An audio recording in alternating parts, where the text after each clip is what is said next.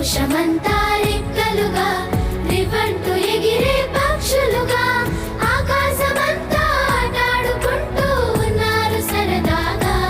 ఒకరేమో సీను ఒకరేమో జున్ను కలిసారే ప్రాణంగా కురిసారే వర్షంగా. పాటేమో సీను ఆటేమో జున్ను ఒకటై ఎదిగారే మధురంగా.